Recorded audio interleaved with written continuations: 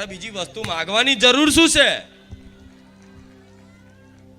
આખા અખિલ બ્રહ્માંડના નાથ તમારા થઈ જાય તો આખું બ્રહ્માંડ તમારું, આખો સંસાર તમારો ના થાય? થાય. વિશ્વાસ નહીં. મારા ભગવાન રાજા છે અને રામ ને તમે માની લો કે મારા પરમ પિતા પરમેશ્વર છે, આમના સિવાય મારું કોઈ નહીં. માતાને માની લો કે અમારી માં છે, આના સિવાય મારું. આમ જોવા જવું તો સીતા ગણો, પાર્વતી ગણો, મેરડી ગણો, લક્ષ્મી ગણો, ચામુંડા ગણો, અંબા ગણો, બધી એક જ શક્તિ છે, કોઈ અલગ. લીલા રૂપથી બધી અલગ બની છે. નકન પુરુષ તત્વ અને સ્ત્રી તત્વ આ સંસારમાં શિવ અને શક્તિથી જ બધું ઉત્પન્ન થયેલું છે. આ શું ખોટું? વિષ્ણુ અને લક્ષ્મીથી જ ઉત્પન્ન થયેલું છે. રામ અને સીતાથી જ બધું ઉત્પન્ન થયેલું છે. તો આ વાત વિશ્વાસ કરી લો. અને માતા પિતા ભલે પ્રગટમાં હોય પણ એ તો આ શરીરના માતા પિતા છે તમારા. શું છે? અત્યારે હાલ તમારા માતા પિતા હશે તો જેને જન્મ આલ્યો છે એમનું ઋણ તો છે જ, પણ એ આ શરીરના માતા પિતા છે. તમારી અંતર આત્માના માતા પિતા કોણ છે? કોઈ વિચાર્યું છે? કોઈ વિચાર કર્યો છે?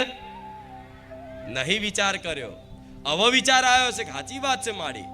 આ શરીરના માતા પિતા તો અમારા છે, મારા મમ્મી મારા પપ્પા, પણ અંતર આત્મા જે જીવ છે એના માતા પિતા કોણ?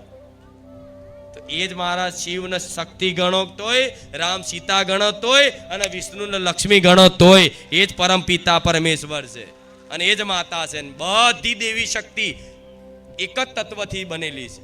બધા ભગવાન એક જ તત્વના બનેલા છે, કોઈ અલગ.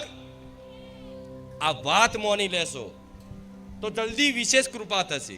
મહેનત ઓછી કરવી પડશે ભક્તિ. શું મહેનત ઓછી કરવી પડશે? આ વાત માની લીધી તો જે વિશ્વાસ કરીને આ વાતનો માનતું હોય, અધિકાર કરતો હોય કે આ મારી માં ના મારા પરમ પિતા છે, અધિકાર જે કરતું હોય ને એની પર હું અધિકાર કરું કે હા દીકરા તું મારો છું, તું મારી છું.